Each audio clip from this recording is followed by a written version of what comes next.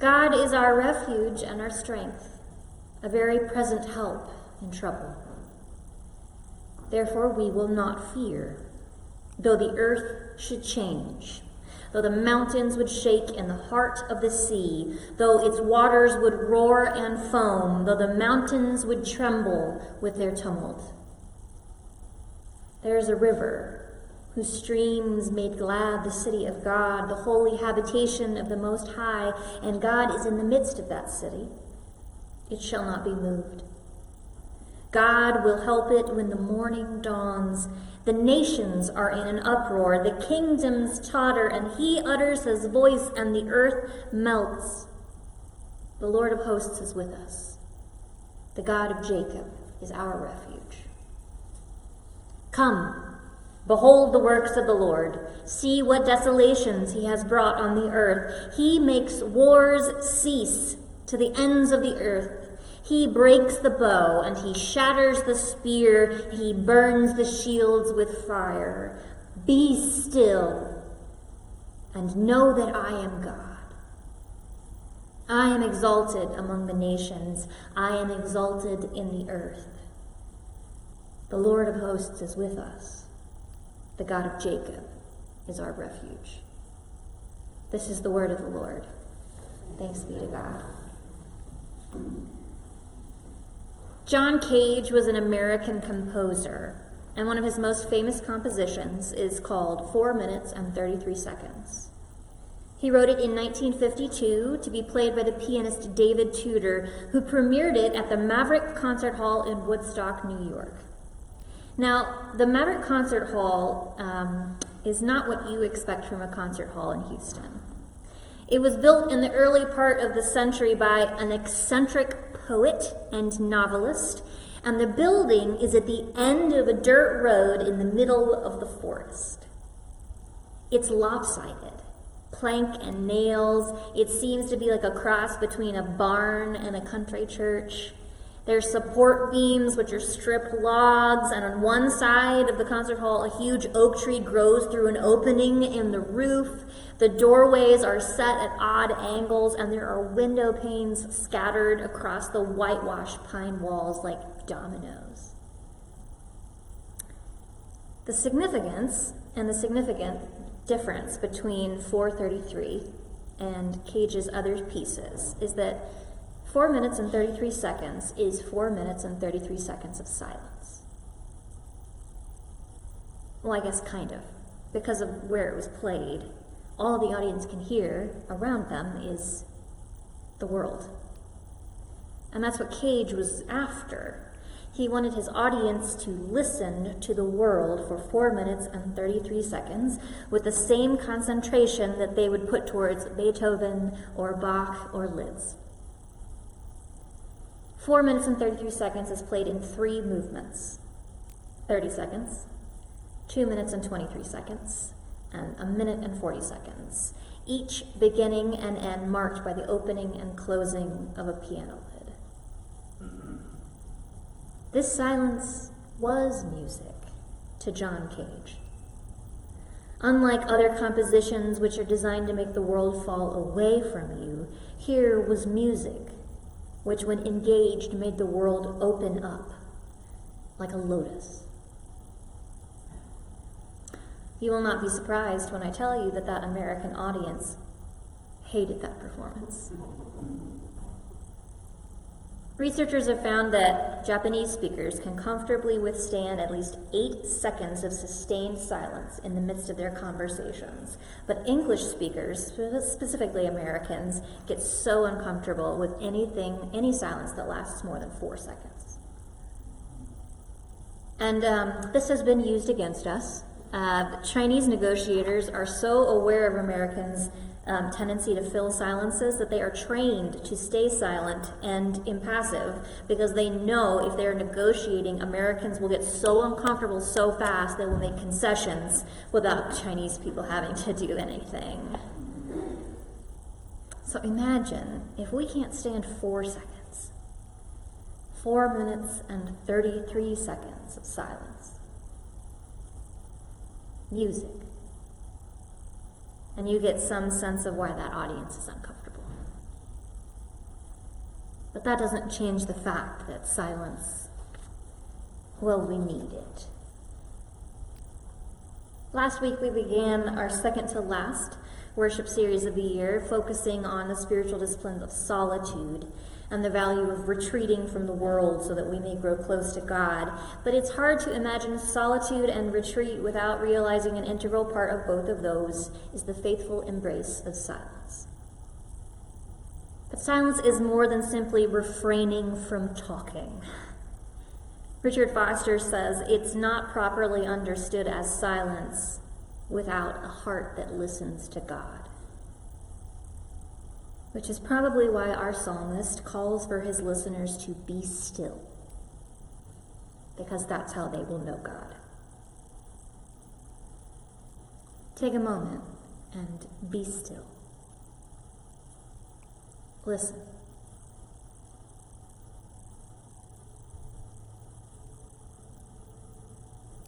Maybe it's not so hard to sit still here for 5 seconds, right? We've cultivated this as a place where stillness and silence are kind of a part of what we do, but even here in the silence, our minds rush to the latest tragedy, whether it's personal or national or global, to the next responsibility, to the next impending loss, to the fear that lurks in the corner of all of our minds. We hear the psalmist tell us, be still, and that feels impossible. Though we probably nodded in agreement earlier when they described the state of the world as seas roaring, mountains trembling, nations in an uproar, and the earth itself melting, full of desolation. And shouldn't we be shouting here at the edge of the destruction of all things? How can we be silent when the world around us is in uproar and trembling and injustice? And still, in a shaking world, the poet says, God is your refuge and your strength. Be still.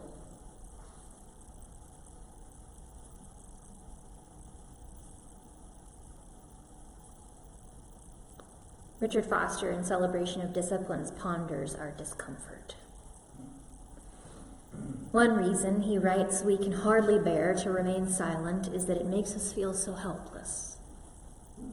We're so accustomed to relying upon words to manage and control others. If we are silent, who will take control? God will take control, but we will never let him take control until we trust him, because silence is intimately related to trust. And how do we trust in these days? Yeah? How do we trust that we will be understood? How do we trust that we will understand? How do we trust that justice will come? How do we trust that goodness will dwell amongst us, that healing will be possible, that promises can be kept, that a future can be found? Our doubts swirl around us about God and our neighbors, and so the silences are filled with our desperate attempts to convince ourselves and everyone else that we are in control when we never have been. Harold Pinter was a British playwright who made famous the use of silence in his works, and it became known as the Pinter pause. You know you're first at something when they name it after you. And the Pinter pause was a deliberate inclusion of pauses written in the dialogue of the script. Pinter would go on later to explain that he believed that there were two kinds of silence, two kinds of pauses. There is one that embraced silence as pregnant with meaning and full of communication, and one that was actually a torrent of sound and speech, which in fact was absolutely void of meaning and communication. Our attempts to control ourselves and others and this world leads us to that kind of silence, a cacophony of sound and fury which signifies nothing. The psalmist offers another way. Be still. Be still. Know who your God is.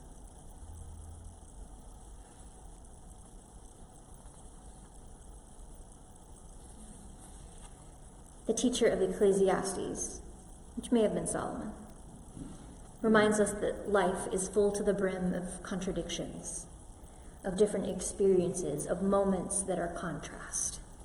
For everything there is a season, he says, and those seasons include a time to speak and a time to be silent. But we are bad. We are bad at paying attention to the changes of seasons. We are always sure that now is the moment to speak, and we are so often wrong.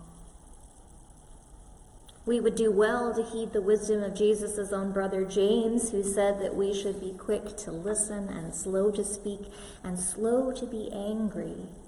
But the world shakes and our lives shake and our churches shake and we're so angry and we're so afraid and we're so quick to speak, so quick to fill all the air with our sounds, our brains and our thoughts fairly fizzing with words and feelings and impulses.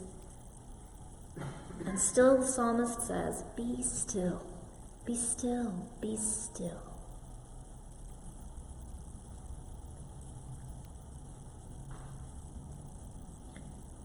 Do you know what happens to our brains when we are still?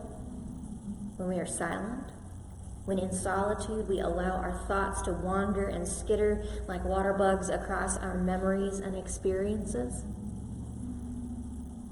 When your brain is idle and disengaged from external stimuli,